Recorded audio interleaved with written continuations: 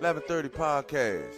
Hey, where you was when a nigga was where they was at, man? I was on my ass. You tell me. I was stuck in a tree, ain't nobody help me out. Ain't nobody help me down. Let's get it. Going places that you never seen. You think I'm fucked up, boy, I'm living my dream. Just leave me alone if you're not with the team. My brain too smart to come up with a scheme. If I said it, then I meant it, and I know what I mean.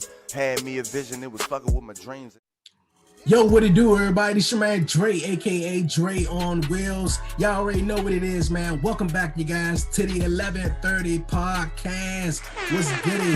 How everybody doing out there? Appreciate you guys joining me back here for another episode. You dig, man? The 11:30 Podcast here on YouTube, man. Good morning, good night, good afternoon to all my subscribers, man. All my listeners all across the world, man. Speaking of subscribers, man, I want to quick thing, man. I want to shout out all my subscribers, man. I want to shout out everybody who ever listened to the 11:30 Podcast. Appreciate it, man. You helping me get to 1,000 subscribers here on YouTube, man. For real, we're gonna keep trucking at it. We're gonna get another 1,000, and we're gonna keep going all the way up, man. We're gonna keep going all the way up. But if you guys, man, if you're new to the channel, if you're new, don't forget to hit that subscribe button, smash it, like this video, leave a comment, it, man, share it. Trying to get the 11:30 Podcast up and out there even more, you guys. And also, don't forget to follow the 11:30 Podcast on all social media platforms. But you guys, man, it's gonna be a very fun episode. Very, very dope one, you guys. My guest this week, first up, you guys, Cubana Kiss. She's the host of the Whew Chile Podcast, you guys. She's a radio personality. She's been a radio personality for over 10 years, man. Over 10 years. She's going to be stopping past here on the 11:30 Podcast all the way from Chicago, Illinois, man. So that's going to be dope. Also, you guys, coming up a little bit later on here on the podcast, my guy, LaQuon Johnson. He's a activist. He's a disability specialist. He's an author. He's a podcaster, you guys. He's going to be here talking some good stuff with me here on the podcast, you guys. You don't want to miss that. You don't want to miss it. And before we get to the show, you guys, just a reminder, the 11:30 Podcast is moving to Wednesdays, you guys. So next week, don't be like, man, where the 11:30 Podcast at? It's going to be on Wednesday, same time, 11:30 a.m. Eastern Standard Time. You dig, man? And also, I am coming to EB Radio, you guys. So download the app, man. If you want to listen to me, it's going to be all good. Just a note, it's going to be a 2-minute delay because of the countdown that YouTube has when a new episode is premiering on its channel. So I appreciate you guys, man, sticking with me and everything. This is going to be a dope one, for real. I think it's going to be a dope one. But you guys, man, like I was saying, my guest, Cubana Kiss, she's the host of the Whew Chile Podcast from Chicago, Illinois. Cubana, what's going on? What's up? What's up, everybody? What's up, Dre? Yeah, what's going on? How's your day? How's it going? How's it going right now? It's snowing here in Chicago.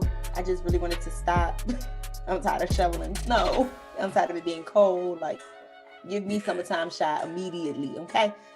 Hey, I'm with you. I ain't with the coldness, man. It's been snowing here in DC, you know, just crazy weather, though. Crazy weather. But I appreciate you joining me on the podcast, taking your time out. Just, you know, coming, you know, talk some crap with me here on the podcast. Absolutely. Thanks for having me. No problem. For people who, you know, are not familiar with you, some of my subscribers, you might tell them something a little about yourself. Yeah, so I am Cubana Kiss, like Jay said, the host of the Whew Chile Podcast. My podcast is also weekly. The day don't matter because I'm going to drop it when I feel like it, okay? I am born and raised in Chicago, was an Army brat growing up. I am a social media influencer, a lifestyle influencer, giving you ways to decorate your space, giving you ways to do your hair, even though I'm not the best at doing it, but who gonna check me? Not you. So it just is what it is, okay?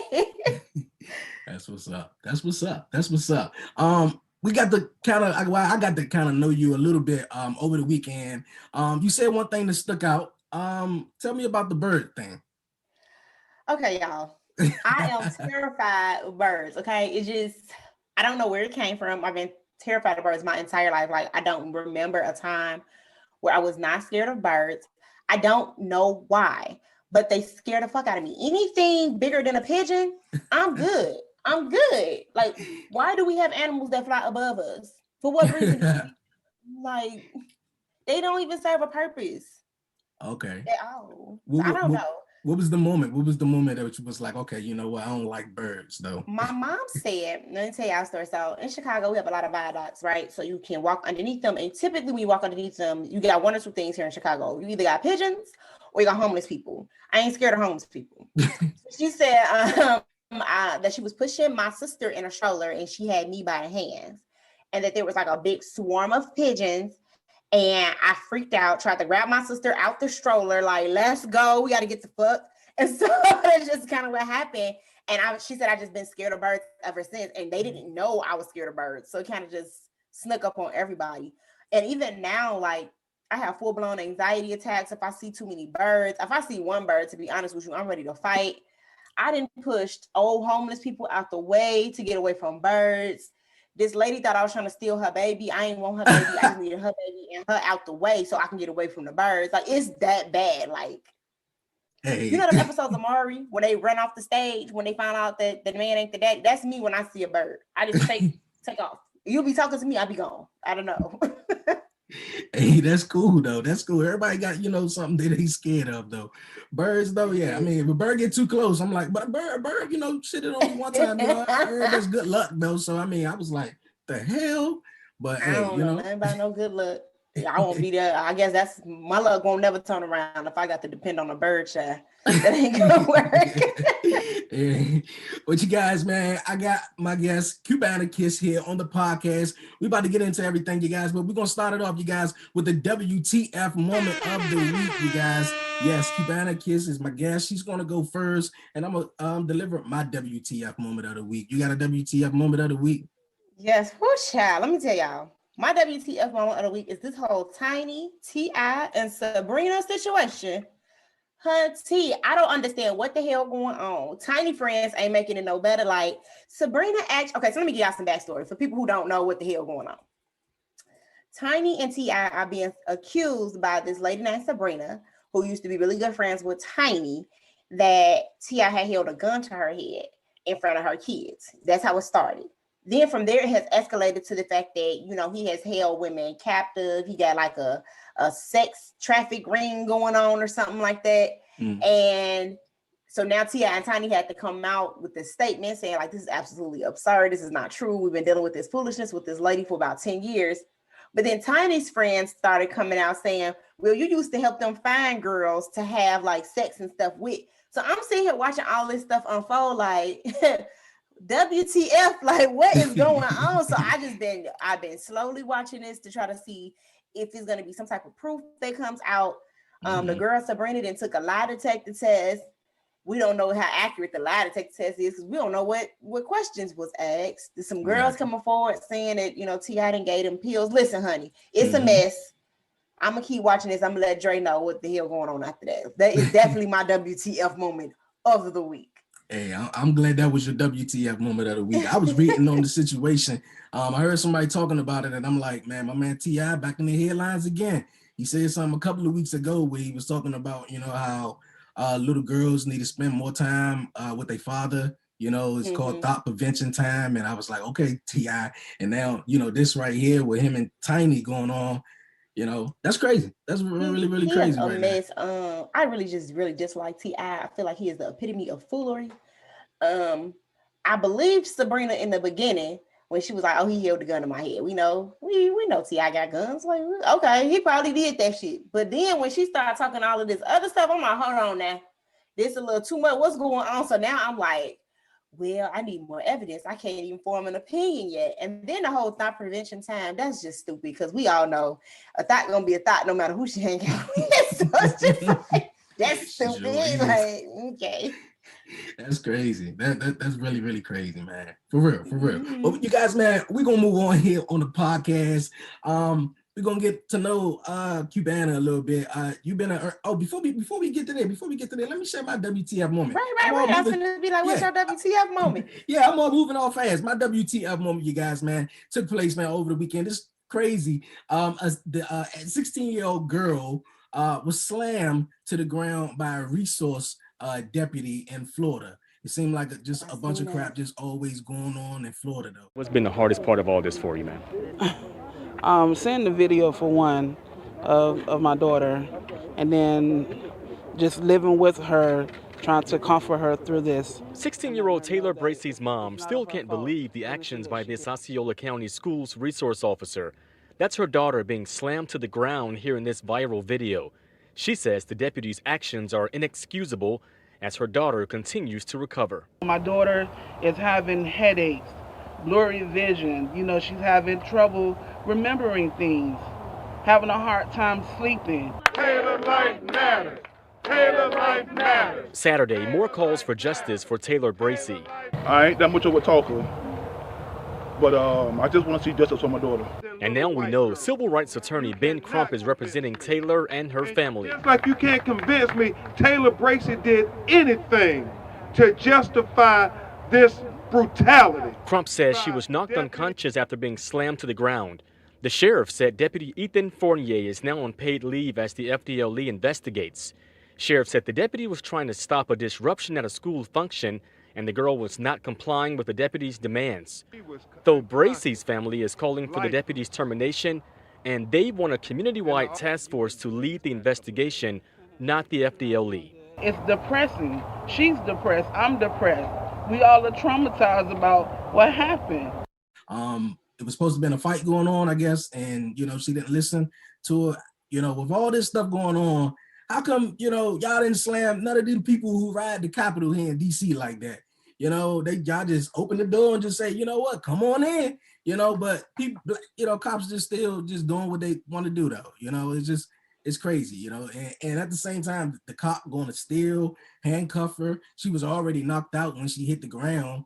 So you can hear her head hit the ground. Say it again. You can hear her head hit the ground. Like, that video scared the hell out of me because I was like, whoa, what is really going on? So I definitely was following that. And I know they were saying that the situation was low-key kind of under control already when this resource officer kind of came into the picture. And so he escalated the situation instead of making it better. Like, they had it kind of chill and he came slamming her. They got me scared for my own kids, Mm-hmm. That was really, really crazy. Now I think it's the lawyer who was with the Breonna Taylor case. Now is on this case, so it's really crazy. It really is. WTF moment, man, of the week, you guys. But we gonna move on here on the podcast. Cubana, you've been a radio intern and you've been doing radio for some time. Power 92 in Chicago. I just want to know, how was it doing that, and how did that prepare you for your podcasting and stuff like that? Yeah. So I have been doing this for a little over 10 years now. I started off, I went to Columbia College in Chicago, and I actually started as a vocal performance major. And I was just going to be like a choir teacher, like a vocal coach. Like, that's what I wanted to do. But I hated it. I hated everything about it. I hated the program, and I took a couple elective classes in radio and loved it, and found out, like, not only do I love it, I'm good at it, right? And then I started interning with this program here in Chicago called True Star, and it's a True Star Chicago with Power 92.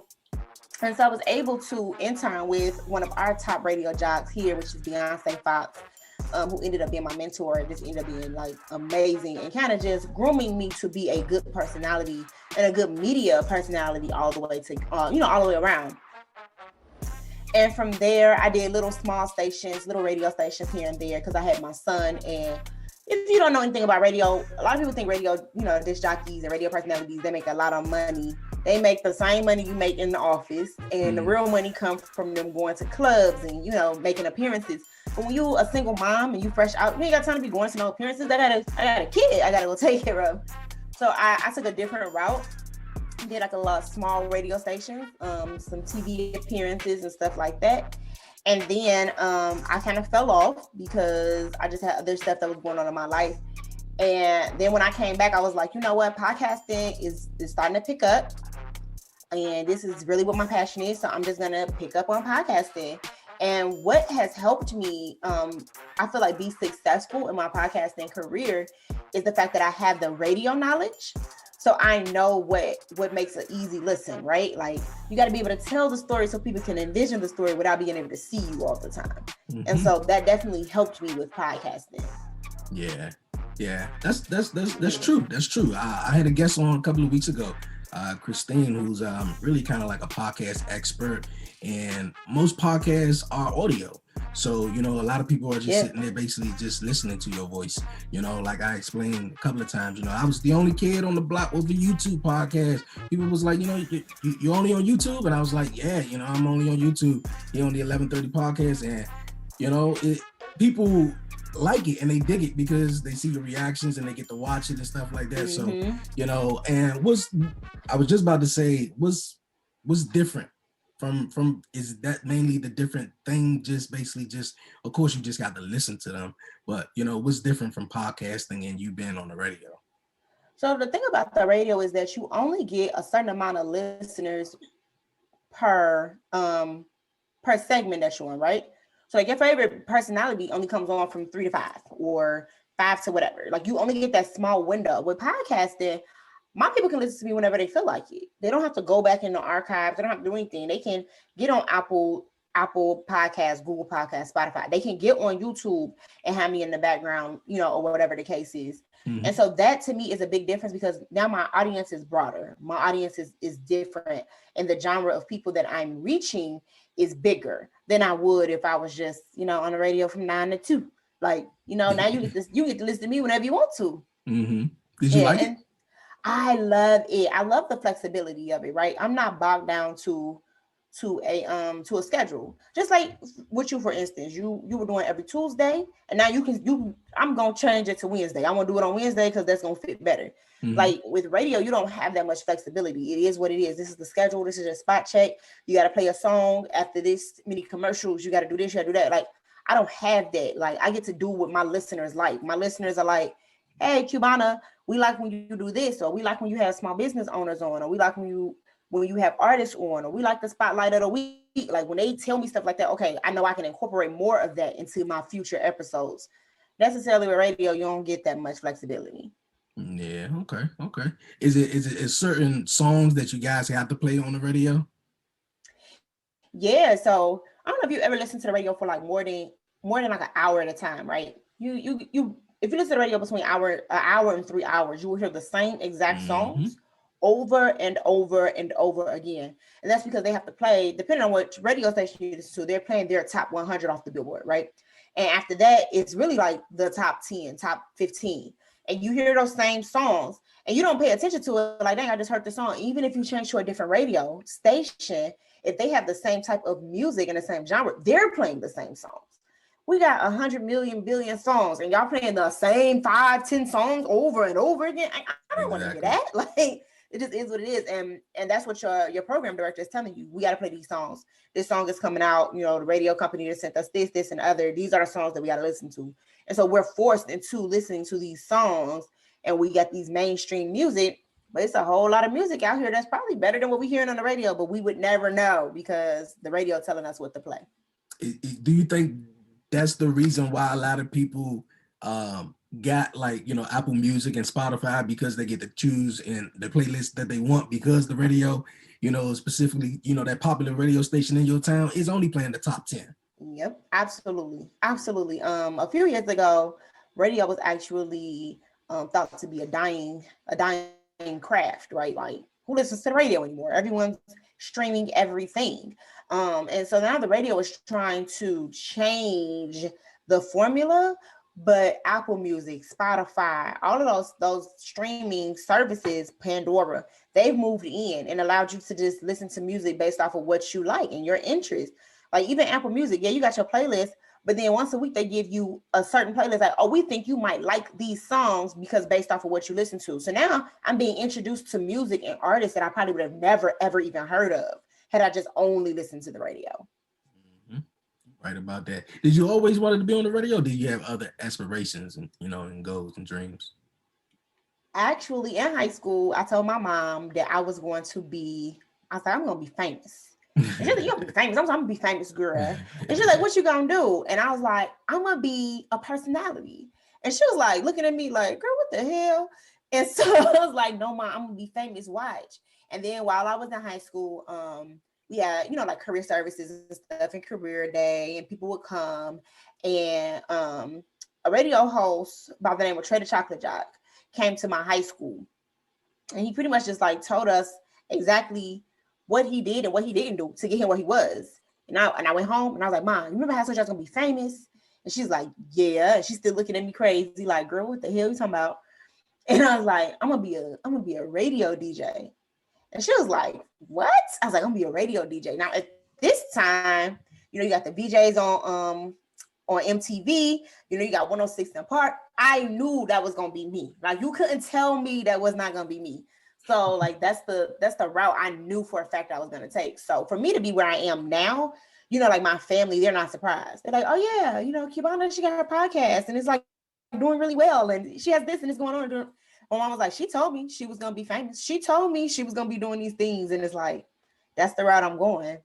Hey, that's what's up. That's what's up. That's really, really cool. Because when I was little, I wanted to be a lot of everything though. When I was young, I rapped. So, you know, I had my dreams, you know, 106 in Park. I was like, I'm going to be on the BET Awards. You know, I had this like talent. I had this talent thing going on there. My mom had to sign the contract, but, you know, we didn't get a lawyer or whatever like that. So I was just like, okay, cool, but I'm still going to do it. And, you know, people around me was doing it. Me and my brother was doing it. We had a group. So I was just like, yeah, that's what I'm going to do. That's what I'm going to do. I was always, you know, giddy into the computer stuff and the technology thing. So I always saw myself on the camera. You feel me? Like me growing up, I had my own like music like show. Like I just had my own like 106 in Park show, you know, without a camera, just in the room, just doing, you know, stuff and just kind of like finessing it and manifesting it, you know, to this day. So that's cool. That's a really, really, really cool. From Chicago. It's funny to me how many podcasters used to do stuff like that, right? Like, it's so many of us that had like these big personalities as kids, and like, I'm gonna be a singer, I'm gonna be a rapper, I'm gonna be a VJ. Like, we had those visions, and like now we're still in that realm of things of what we want to do on our podcast, and I just think that's super dope. Yeah, that's really, really dope. That's really dope. You from Chicago? You grew up in Chicago. I gotta ask, you know, how is it growing up in Chicago? Because everybody, you know, always makes Chicago a bad rap because everything, you know, that goes on and stuff. Yeah, I think that so yeah, I grew up, I was actually born in Arizona, but I was raised in Chicago. I don't know any other home. I've been in Chicago since I was 2 years old. That's all I know. The media portrays our city to be something that it's not. You know, they make it seem like it's a war zone out here in our streets. Like, we can't go outside and we can't enjoy stuff. That's not true. That's not true at all. We're just like any other city. You got places in Philly where you can't go. You shouldn't go over there. If you're not from there, you shouldn't go over there. You got places in New York. If you're not from that place, you shouldn't go over there. It's the same place. It's the same way in Chicago. And what the media has done is like they've portrayed us to be this negative city.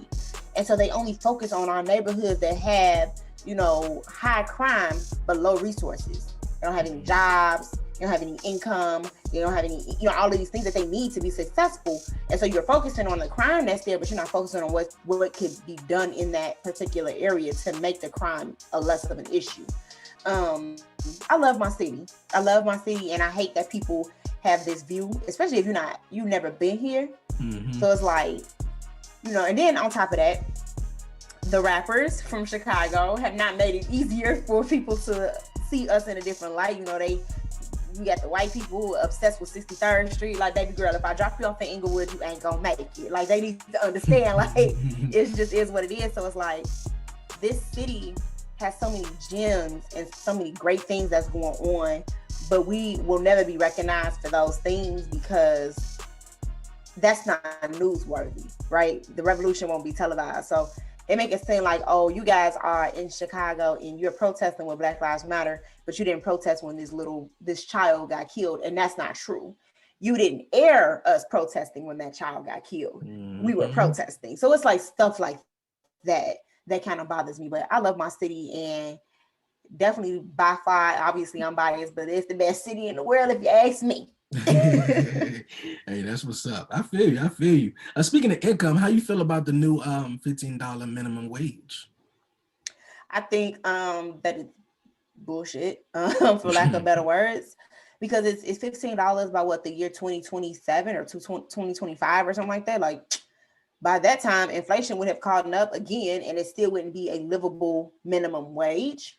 However, because I am that girl, if they make the minimum wage $15, McDonald's better get my food right. Like, it shouldn't be an issue about me checking my food. Like, I should have all my sauces, I should have all my nuggets, I should have all my everything, because you make $15.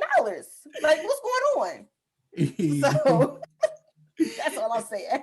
That is true. That is so true. That is so true. They better get everything right.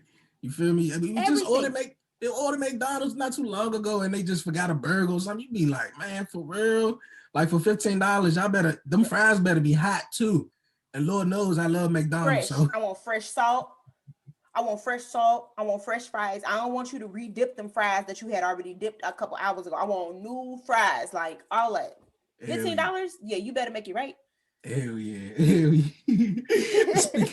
Speaking of food, what's your thoughts on the Food Network mom who won the worst food contest or whatever like that? And she was at I don't know where she was at, but she seemed like she was doing an impromptu stand-up and doing a comedy jump. And it seemed like it was an investigation already pending on her about a 3-year-old girl that she adopted, a child that she adopted that was killed in her presence.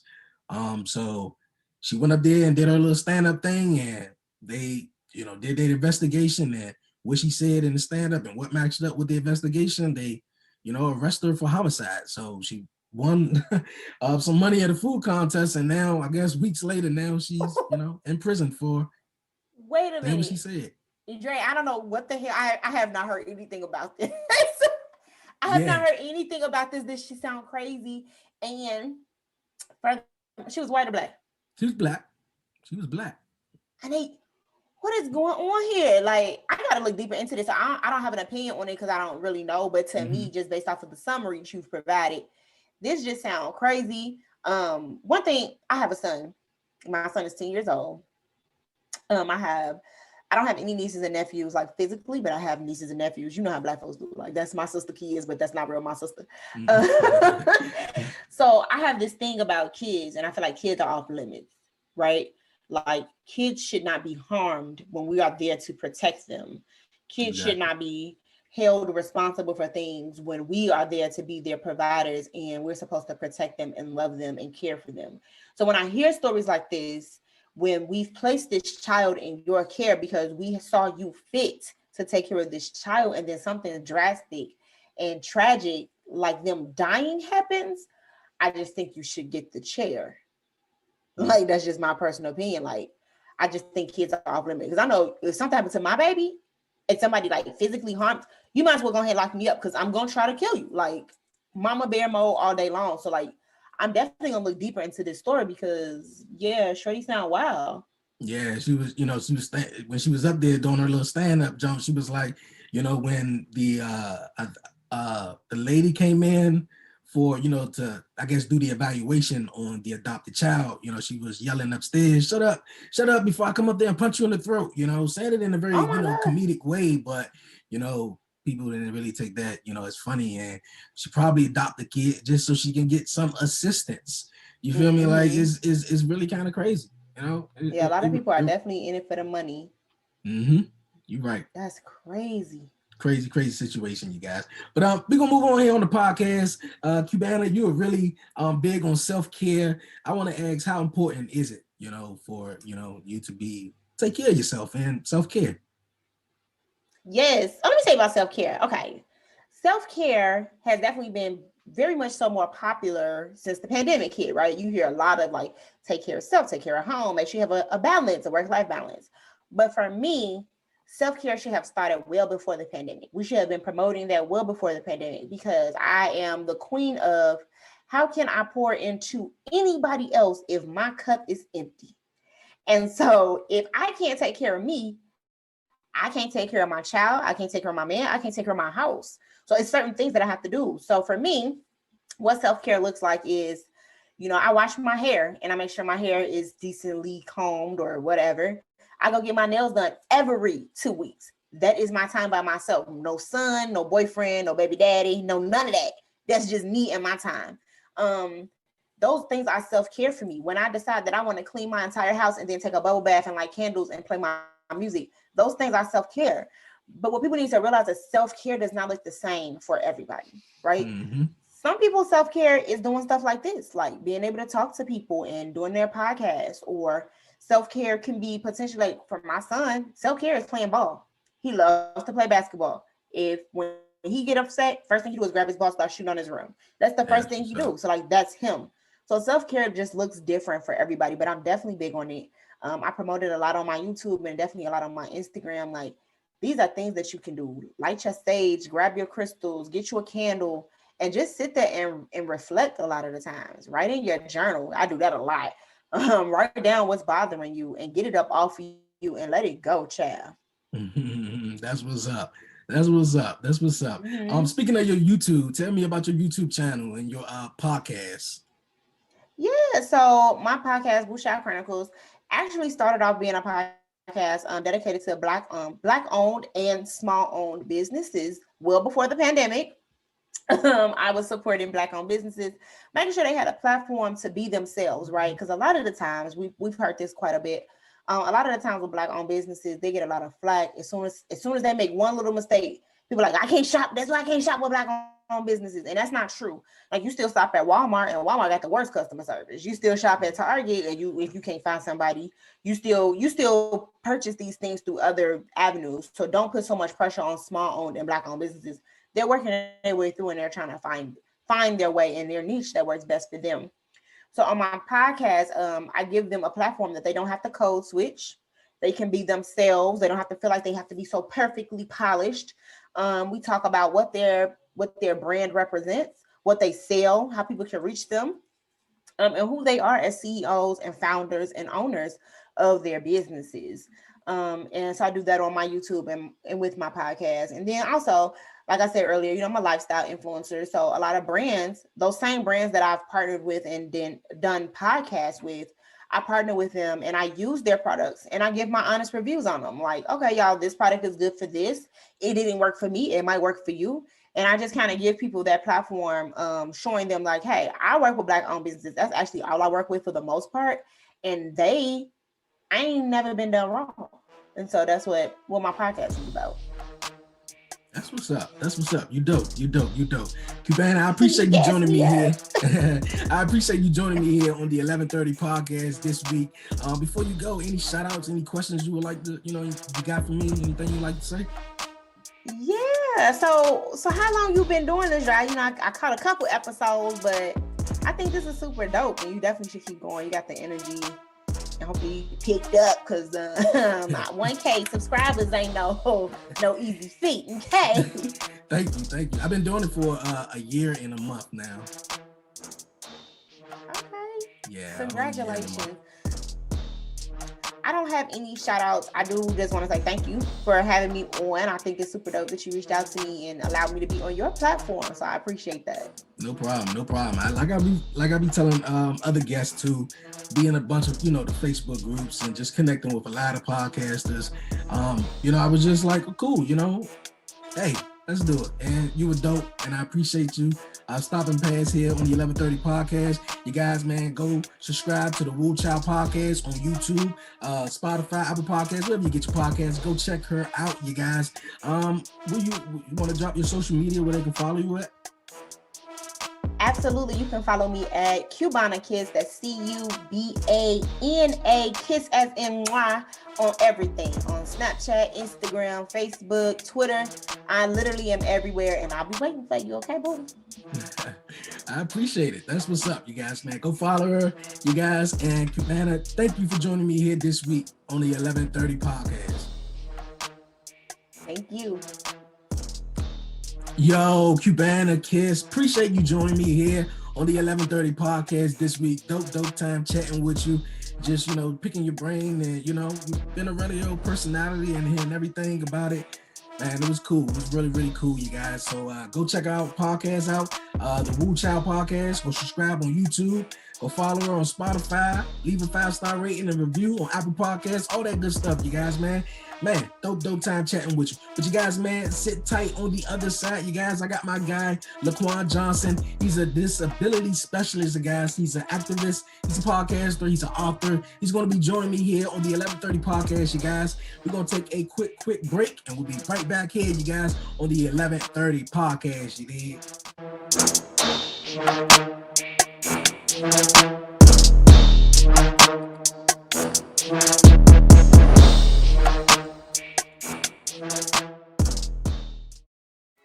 you guys, before we get back to the show, I just want to remind you the 11:30 podcast is moving to Wednesdays at 11:30 a.m. Same time, you guys, same time. And also, the 11:30 podcast is coming to EB Radio. Download the EB Radio app on your Google Play Store, Apple Store, or iOS with Alexa. Yo, you guys, welcome back here to the 11:30 podcast. Appreciate you guys sticking with me throughout the break, you guys. Appreciate Cubana for joining me here on the 11:30 podcast. Dope time chatting with you. But you guys, man, like I was saying before the break, my guy, LaQuon Johnson, he's from the Bronx, New York, you guys. He's a motivational speaker, you guys. He's an activist. He's an author, you guys. He's a podcaster. He's a disability specialist, you guys. He's going to be joining me right now here on the 11:30 podcast, you guys. Also, he's the host of Motivational Motives. He's here to talk about his book and just drop some knowledge, you guys. Once again, my guest, LaQuon, what's going on with you, bro?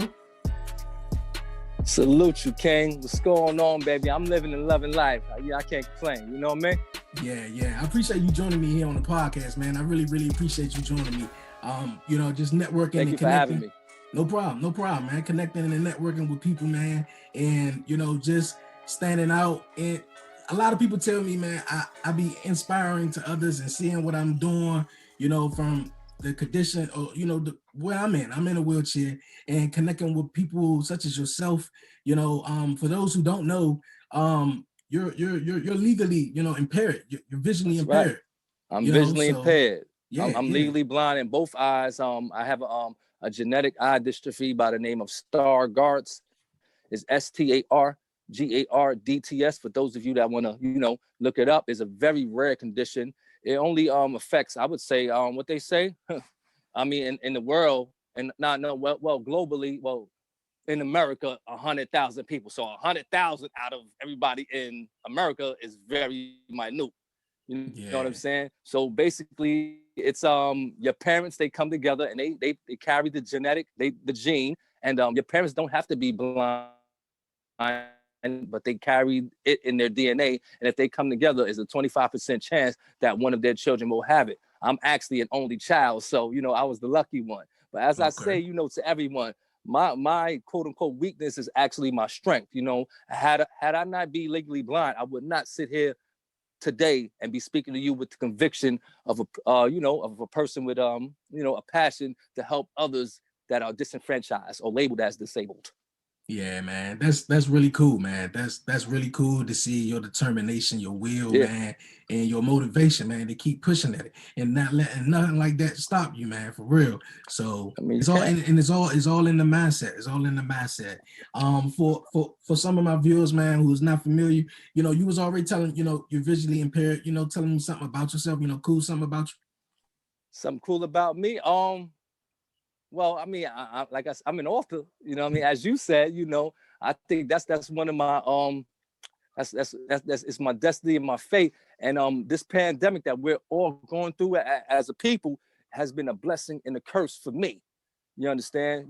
I work for the City University of New York, and I'm a counselor. As you said, I'm a disability specialist for those that are labeled as disabled. And we'll get into why I feel that it's only a label. It's something, a label that you should definitely embrace, because if you embrace what your weakness is, you can definitely make it a strength. So during this time of this pandemic, I work remotely. I counsel from home, and I've been given a lot of time on my hands to basically get to know I got 3 children, 2 of them are little, get to know my 2 children a little better, and get to know my wife, because, when you have a 9-to-5, you actually spend more time with your employees and your coworkers than your own family. Mm-hmm. So during this last 10 months of the year, I've been able to actually get to know my children a little better. And in this time, I read the book Hustle Harder, Hustle Smarter by 50 Cent. And for any entrepreneur or anyone that has think that they can't succeed in their lifetime, read this book Hustle Harder, Hustle Smarter by 50, and it propelled me to write my book Motivational Motives. You know what I'm saying? I wrote it during the summer, and it's basically a book of parables. You know what I mean? And as I say, it has quintessential quotes. and has reasoning to reflect. You know what I'm saying? It's not a how-to guide on how to live your life. It's basically, I took parables and stories from my life, and I put them into a story sequence. And I want people to ask themselves, what would I do if had I be in this situation? You know what I'm saying? You know, how look at the character and look at how they handle the situation. You might agree, you might disagree. Then after every chapter has a reflection. Basically, it's a synopsis of how, you know, what I got out of the experience, or what the character got out of the experience. So this motivational motives guide is a guide to basically self-development. Is basically targeted towards the 18 and 30-year-old that's basically either going to college or he has his family telling him that he should go to college, but he doesn't want to go to college and he wants to be a plumber, or that young mom that doesn't have her baby father around, that has 3 children, and she has to work her 9 to 5, and she's still going to school, and she wants to open up a business. It's for her. It's for that woman that probably works in a strip club, that thinks she's going to be a stripper all her life, that thinks she has nothing but her body. You know what I mean? That she can sell to people, you know, when in fact she has her mind and her soul that she can actually market. You know what I mean? So it's for an array of people that fall into that area of uncertainty in their lives. You know what I mean? You know, and some parables here to teach you some lessons in life. Yeah, man, that's what's up. So that's something cool, man, about me. You know, so that's the blessing that I got from the pandemic. You know what I mean? Hey, I'm with you, man. I'm with you. It's all about having the right people. It's all about having the right people in your life, man, and the support system. You're legally, you know, blind, and you were telling the story, man, how your wife helped you find the program and go to school and, you know, get your degree and, you know, just helping you. And can you tell me more about that, man? Because I thought that was, you know, really, really dope, man. Well, actually, correction, Dre, it was my mother. You know what I'm saying? It was my mother, you know, and big up to my moms and my pops, because I tell you, you know, I know it's really cliche to say, without my mother and father, man, your boy LaQuon John would be, I probably wouldn't even be here, because I probably wouldn't have the self-esteem to write these books. I probably wouldn't have that self-esteem to try to encourage people to be the best they can be. So kudos to mom and pops, straight up, before I even let you know about that. But yeah, moms, you know, I was about 24 years old, and at that time, for real, I was a bum. I was a pauper, Dre. And I want the young dudes and the young women to understand what I mean by a pauper. If you 18, 19, 20, 21, 22, and you still living with your moms, that's cool. But if you are not contributing to no bills, or you are not showing respect to her, giving you the opportunity to still be living in her crib, you are a bum, man. I want you to understand. But before the age of 18, she or he is obligated to take care of you. So if you 18 or better and you still living with your moms and you are not contributing or respecting the fact that she's allowing you to live in her crib, you know what I'm saying? You know, it's a slap in her face, man. And you know, for real, you need to rethink some things, you know what I mean? Because you cannot be blessed with that, you know what I'm saying? So I was one of them guys. I always had respect for my parents, but I was laying on the couch. I used to smoke weed every day, you know what I'm saying? And drink, messing with this, that, and the third thought, you know what I mean? Doing the things that young dudes do, you know what I'm saying? And I see my mom, she knew I had something in me, and I knew I had something in me, but I didn't know what it was, because I was legally blind. Because Dre, I can't go out here and be a cop. You know what I'm saying? I can't go out here and be a bus driver. I can't go out here and be a fireman. This takes somebody with sight. But I knew it had to be something else I could do. But at this time, my self-esteem was so low that I wasn't even searching for it. You understand? You know what I mean? So mom, she got on the computer. You know, this was years ago. I don't know, maybe like 20 years ago. She got on the computer and she started looking up services for those with visual impairments. And she found an institution by the name of Lighthouse International. Lighthouse International, it helps guides and assists those with visual impairments to become vocationally ready. They put you through a preparatory college program for 6 weeks. And if you meet the standards, they will pay for your college tuition in its entirety. You understand me, Drake? You heard this? You know what I mean? They pay for it. No money's coming out your pocket. They pay for tuition. They pay for transportation, because out here, everybody don't got whips out here. We have buses and trains. You know what I mean? So they pay for that, and they pay for your books in its entirety. You know what I'm saying? They'll pay for your associates, your bachelors, as well as your masters. You know what I mean? Yeah. So basically, mom gave me that tap on the shoulder.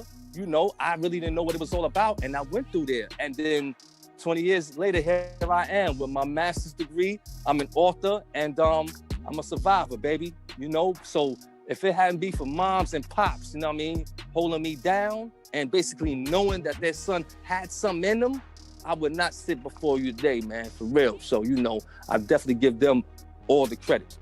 Yeah, you know? man. That's what's up. That's what's up, man. And it takes some Straight time. up. Yeah, it takes some time for you to find yourself and what you're good at and, you know, your goal, you know. So, and I like how you were saying, man, and, you know, at 18, 19, you don't know what you want to do for the rest of your life. Don't, yeah, and you shouldn't know. Yeah. And you shouldn't know, Dre. That's why, because I used to be a career counselor. I don't mean to cut you off. When you 18, 19, 20, or even 22, 23, you should know what you want to do for the rest of your life. But you have to try a variety of things to find out. Mm-hmm. You understand, man? You know what I mean? And now it's some people that fall on the other side of the totem pole. They say, you know what? I know exactly what I want to do. When I get kids that tell me that, I look at them like, you really know exactly what you want to do at 18? How could you? It's impossible. You know what I mean? I mean, why? Because daddy was a cop, you feel like you should be a cop? Or mommy say that because you're a woman, you want to be a nurse? No. Let's try to step out of the status quo of what society or even our parents tell us what we should be doing. You know what I mean? And find it in thyself. You know what I mean? What we want to be doing. Yes, that's sir. what it's about. That's real true, man. You got to find what you good at. God placed the gift, everybody, you know, equally, you know, on our own, you know, and you got to find out what you good at. Whether that takes some time for you falling on your ass or you been, you know, just you know, left out and just trying to figure out how to make it, man. So yeah, man, you got to figure out, you know, what you're good at. You got a motive, man. You got a motive. Bad things happen for good reasons. That's right, baby. Tell me Bad things always happen for good reasons in my life. You know what I mean? I tell my students every single day, you know, when they like I give accommodations to students with disabilities. Basically, accommodations are, if you are, let's say you're a person that has a mental illness or a learning disability, the class gets a half an hour or 45 minutes to take the test. You'll get an hour or hour and a half to take the test. You know what I'm saying? So I get students that knock on my door, and this is before they have been in school for about a year already, and they're struggling. You know what I mean? They might have like a 1.8 GPA, and they've been failing every test. And they come in there, you know, they soaking like, yeah, you know, Mr. Johnson, you know, I'm a failure. I'm like, nah, you ain't failing. They like, what you talking about? I ain't failing. I'm like, no, your lack of accommodations is failing you. They like, what you mean by that? I said, yo, before the day you knocked on my door, you know what I'm saying? You weren't at your full potential, young man or woman. They like, what? I'm like, yo, take me for instance. I'm legally blind in both eyes. You know what I'm saying? If I'm taking a test, you know what I'm saying? And you got 20/20, I can't finish this test as quickly as you can because I have my eyes against me. Know what I mean? Now, if you give me my proper magnification and you give me my proper timing, now we are on the same table and on the same page. If you take away these accommodations of magnification and take away these accommodations of double time for this exam, the playing field is not even. Of course, I'm not going to succeed. So when these students walk into my door after a year of not having accommodations, they have been playing on an unlevel playing field. So I let them know bad things definitely happen for good reasons. Every bad situation you go through or I've been through in my life has led to a great outcome, Dre. Had I not been bestowed this blessing, it's a blessing that I'm legally blind because I believe that when you have an impairment of some sort, it humbles you to an extent. Yes, sir. You understand? Yes, right? It does.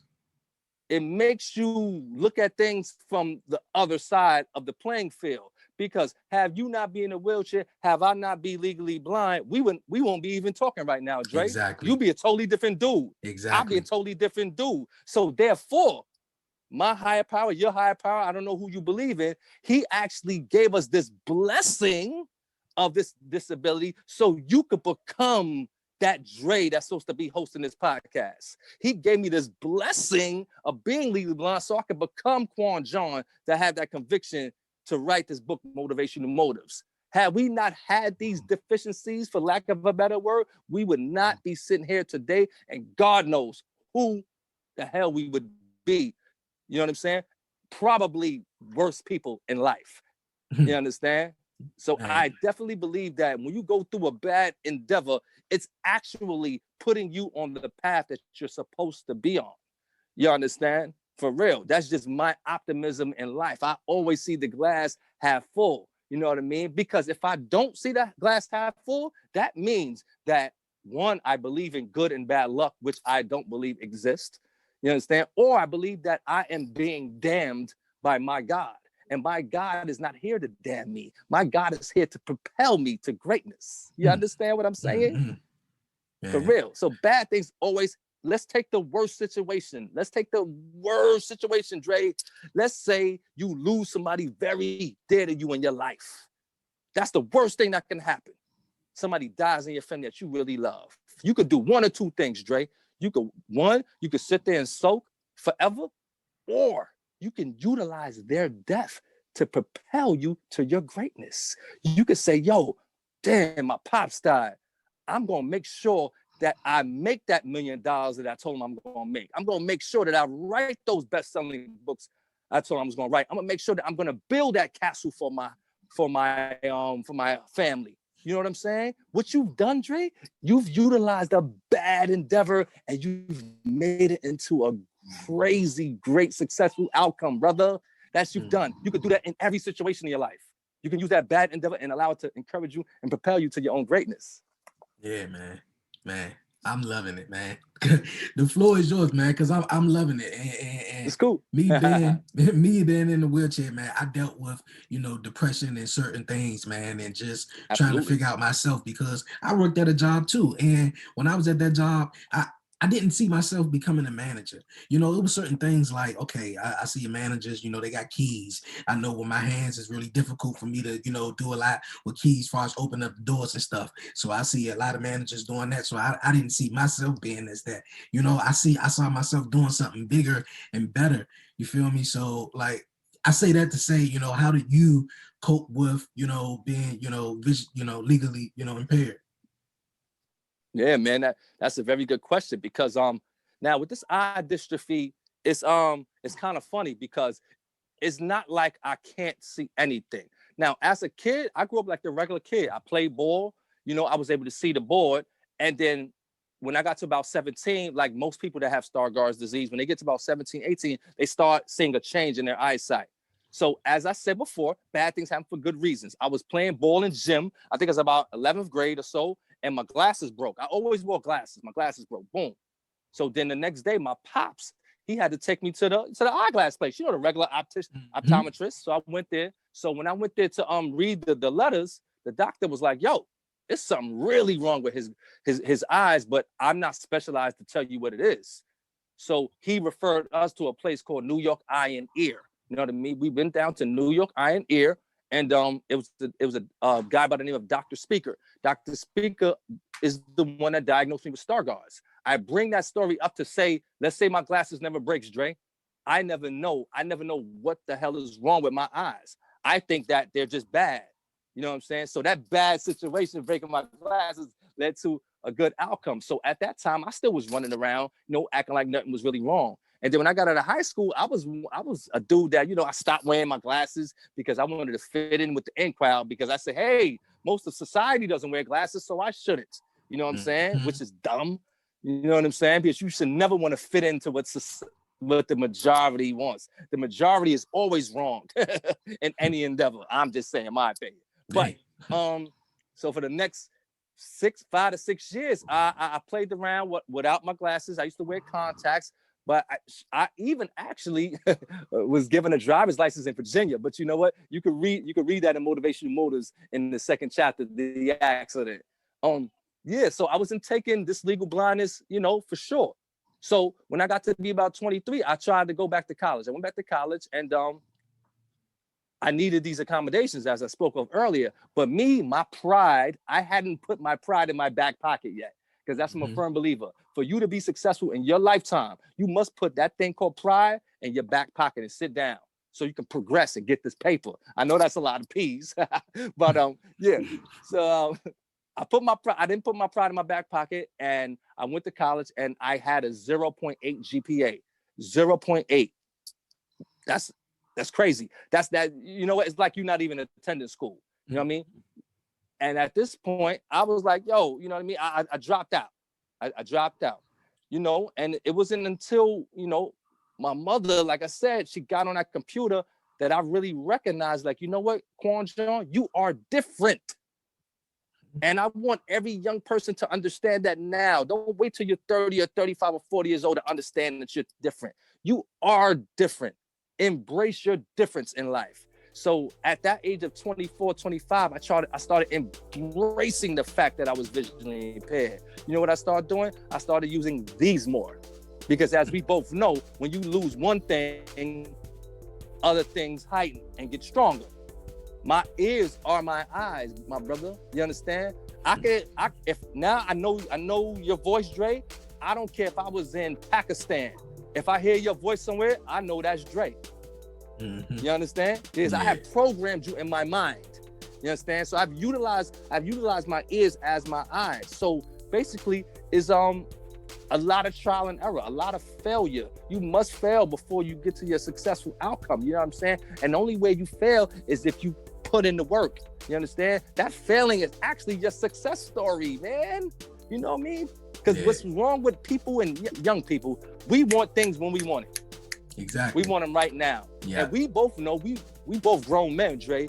The things that are beneficial and the things that are most essential in life are the things you have to wait for. Yeah, it's going to take some time. The things that are beneficial and essential in your life are the things you have to wait for and work for. You understand? So, you know, it's like it took a lot of heartache and pain. It took a lot of tears. It took a lot of me going through a lot of situations and going through a lot of people that I shouldn't have been even involving myself with to understand who LaQuon Johnson was supposed to be in his lifetime. That's really some deep stuff, man. Right. Really some deep stuff. You said, you know, you going to college. Thank you, brother.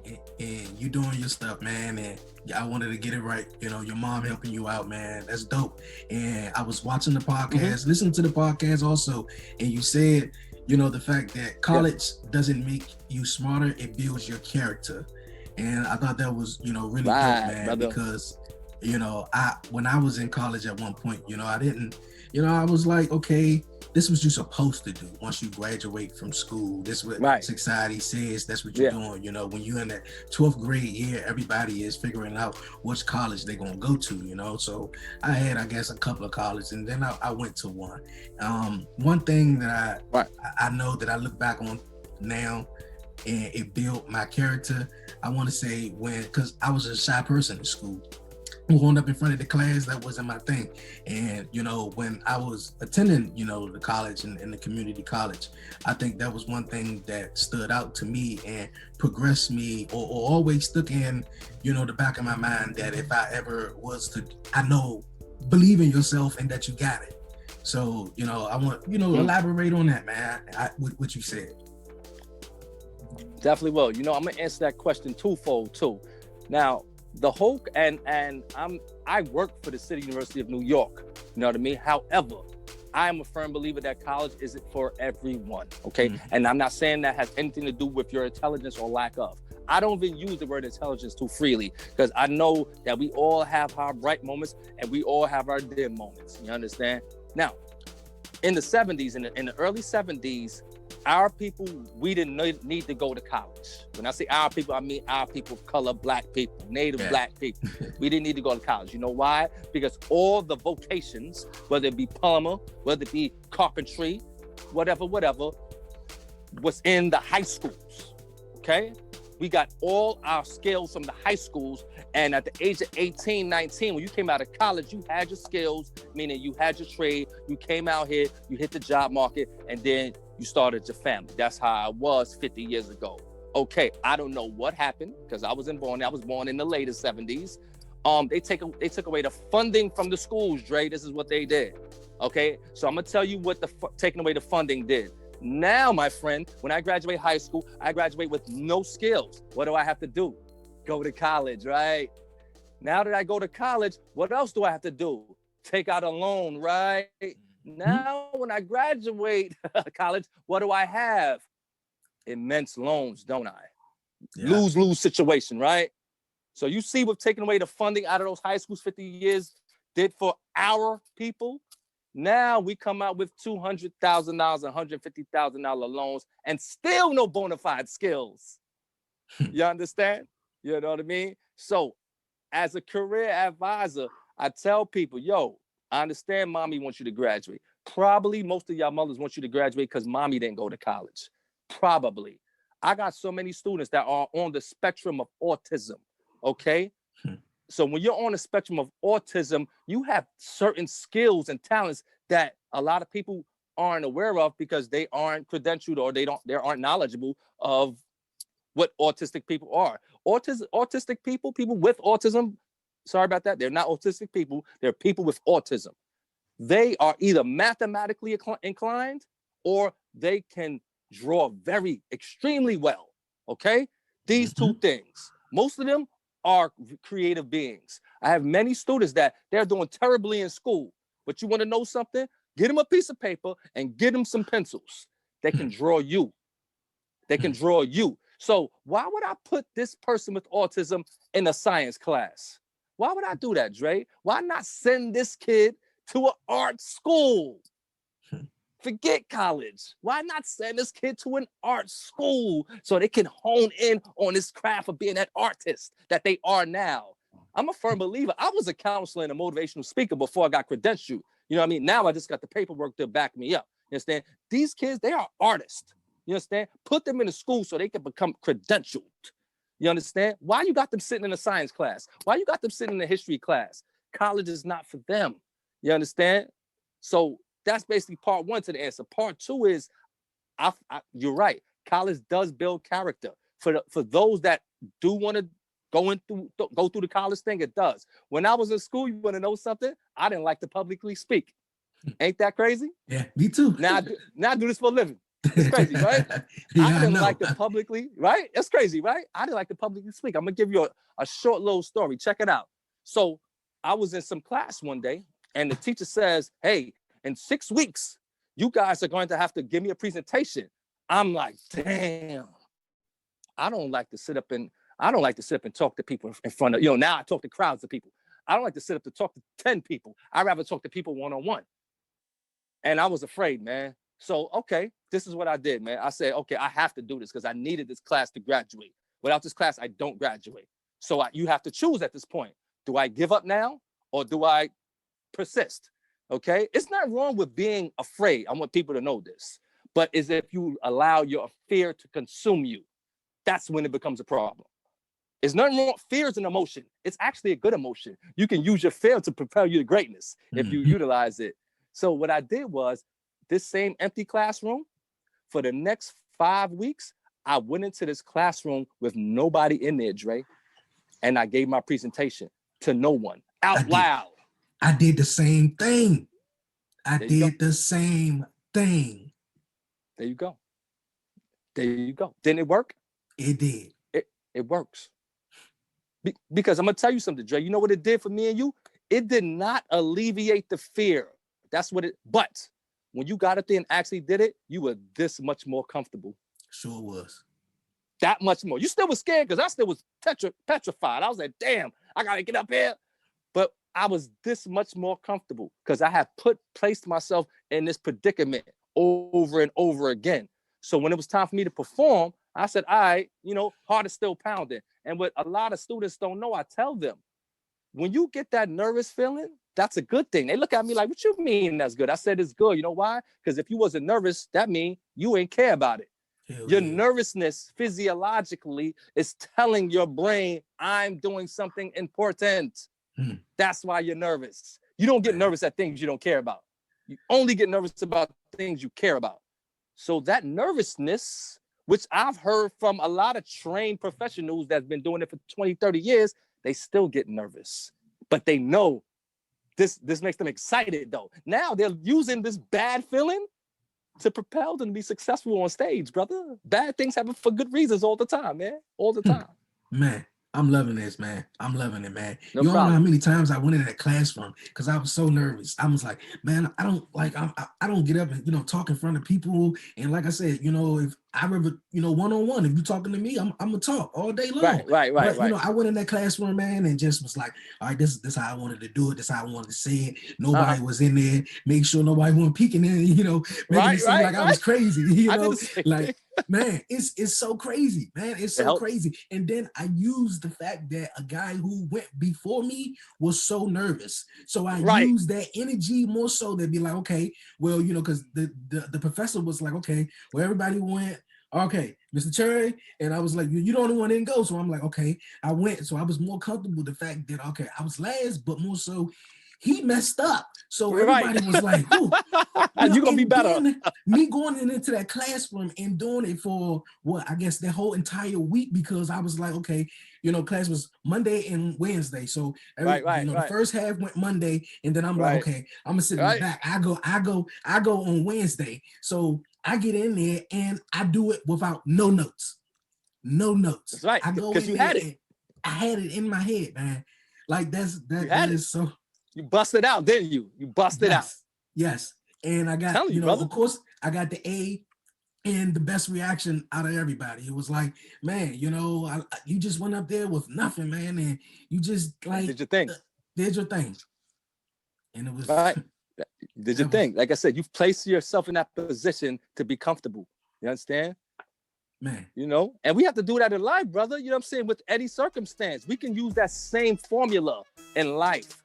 You know what I'm saying? Put yourself in a position to progress, man. Now, don't put yourself in a position to fail. Whatever that needs to be done for you to progress in this lifetime, as long as you're not hurting your fellow man or woman, do it. Whatever. Whatever. You gotta, Dre. I tell my people, you got to know how bad you gotta want to be successful, Dre. I'm gonna tell you something, bro. You gotta want to be successful so bad that the thought of you not getting it almost brings a tear to your eye. If that doesn't happen, you might as well choose another profession because you don't want it bad enough. The thought of you not getting it almost makes you cry, because you know what you're gonna do? You're gonna go at it so hard, brother, because you don't want to feel that hurt feeling. You're gonna go at it so hard that you're gonna make sure I'm not crying, because I'm gonna get it. That's the person that's not gonna be stopped at all. Straight up. Straight up, man. Yep. Straight up. I love it. Straight up. I love it. I love it. I love it. Yeah, Motivational motives, man. We're going to get to the book in just a bit, you guys. We're going to move on a little bit, you guys, to the question of the week, as you guys been seeing on the bottom of the screen throughout the show, man. Me and my fiance, we always have this debate. So I got to bring it to you guys, and I'm going to ask my man, LaQuon John, here, man. Question of the week. Sure. Which do you guys prefer, room temperature water or cold water? And I gotta ask my man LaQuon John, man. Which one do you prefer? To drink? Yes. Drink? Yes. Cold water, man. Exactly. Cold. Exactly. Cold. I know people that like room temperature water, though. Say that again. I know people that like room temperature water, and I'm like, ew, that's nasty. Yeah, it's really nasty. To me, it just makes me even more thirsty. It's disgusting. It makes me even more thirsty, and especially when it's warm. Absolutely. I'm like, nah, man, I gotta have some cold, man, for real. Gotta have some. I need something cold in the morning, especially in the morning. I'm like, yo. I know, right? Crazy. Yep. Crazy. But, yeah, you're right. You guys, man, leave a comment, man. Tell me what you guys think, man. Tell me what you guys think. Mm-hmm. Before my man LaQuon John, man, Lee, man, you got to talk about the book also more, man. Where my subscribers, man, could get it and check it out. Yo, Motivational Motives, man. You can get it on Amazon. It's in Walmart now. It's in Barnes and Nobles. Target, if you got that red Target card like I had back in the days, go swipe your Target card, and you can get it on the Audible. If you're not a book reader, like many of us are not, get it on Audible and listen to it either while you're on the train or you're in the car or something like that. Get it Audible. I think this is a must read for 18 to 30-year-olds. You know what I mean? It's about self-development and progression. You know what I mean? And putting your life in this proper perspective. You know what I'm saying? I have a motto in here. It's called, what's your MRI? What's your motivational reasoning for your initiative? I think you must ask yourself when you embark on any important endeavor, why am I going to college? Do I want to go to college? Why is this person my best friend? Why did I choose her as my wife? You understand? Why do I act a certain way in certain situations? Why do I tend to get happy when I'm around this person? Why do I get angry when I'm in this certain endeavor? What's my motivational reasoning behind my initiative? It's basically getting to know thyself. Because when you get to know thyself, you could get in front of anyone and be thyself, you know what I mean? Without any type of worry about scrutiny.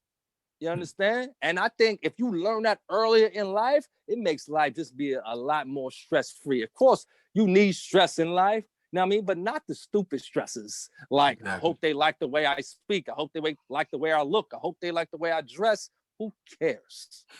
You understand? They really don't. So why should you? True stuff, man. True stuff. For True real, stuff, brother. man. Yep. Before you go, man, what motivates you, man? What motivates you? What keeps you motivated? Good question, brother. As I said, this pandemic has been a blessing and a curse for me personally. Like I said, give me more time to be around my family. But in September, my wife was actually diagnosed with stage 4 breast cancer. You know what I'm saying? My wife is actually, she's like 34 years old. And I think having her here daily, day by day, actually motivates me to be who I know who I am in my head. You understand? You know what I mean? And I think when we think about what's the reasoning behind life, we need to be who we know we are here and stop putting on this facade for people, because that's the waste of time. So having my wife here daily, knowing that she has this illness that we're going to beat, that we are beating every day, it actually propels me. You know what I mean? My 3-year-old just walked in. Say hi, honey. Say hi. Hey. All right. So basically, and my children, they motivate me. So I think, the happiness and health of my family, keep it simple. You know what I mean? Those are my needs. That's what motivates me, brother. That's what's up, man. That's what's up, man. That's what's up. Awesome time chatting with you, man. Thank you, brother. I appreciate you joining me this week here Sure. on the 1130 podcast. Man, before you go, any shout outs, any questions you'd like to say? Yeah, definitely. I want to shout out my lovely wife, Genevieve. You know what I mean? My 3 children, Stefan, Ava, and Eva. And I want to shout out anyone that thinks that their backs are against the wall. You understand? Your progression is in thyself. You can't find your progression in books. You can't find your progression. Hold up, buddy. You can't find progression outside. You have to look in the mirror and look into your own eyes, and you'll find your answer. It might not be today or tomorrow, but you'll get it. You'll get it if you keep on asking that question. You understand? Right about that, man. Right about that. Well Right? said. Well said. LaQuon John, man, I appreciate you joining me here on the 1130 podcast. You guys, man, go subscribe to LaQuon John, man. Motivational Motives on YouTube, man. Listen to the podcast, all that good stuff, man. I thank you, man. That's right. Keep doing your thing, man. That's right. I'm gonna listen to the book, man. Great words. I gotta have you on again, man. That was just Thank you, brother. That's dope, man. I really love it, man. Once again, man, Appreciate you, Dre. man. I appreciate you having me. No problem. No problem. Salute Stay safe, you, King. Yeah, stay safe, man. Thank you for joining me on the podcast. Thank you, baby. 100. Yo, LaQuon John, my man LaQuon, man, I appreciate you joining me here this week on the podcast, man. Man, the energy was dope, man. The energy was dope. The vibe was dope. Man, you're welcome anytime, man. The floor was yours. It was a great episode. I appreciate you joining me here on the 1130 podcast this week, man. For real, dope time chatting with you. You guys, man, go subscribe to Motivational Motives on YouTube, man. Listen to the podcast. Go get the book on Amazon. Go listen to it if you don't want to read it, man. For real. It was dope time chatting with you, my guy.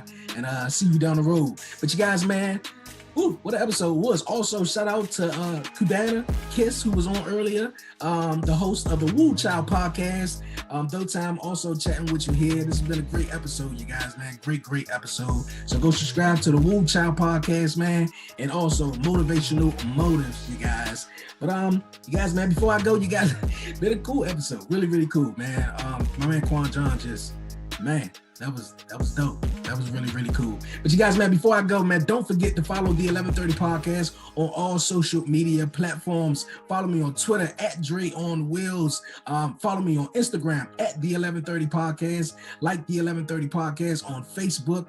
Man, for real, subscribe. Yeah, subscribe to the 1130 Podcast here on YouTube. Thank you to everybody who helped the 1130 Podcast get to 1,000 subscribers. You guys, man, we're gonna keep trucking at it. For real, like it, man, comment it, share it. Get the 1130 Podcast up and out there even more. And each and every Friday, you guys, man, if you dig wrestling, man, because the Royal Rumble was dope this past weekend.